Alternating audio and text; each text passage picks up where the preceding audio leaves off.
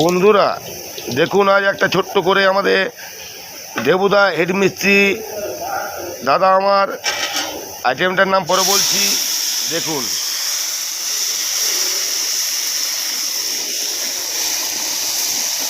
ভালো করে দেখবেন।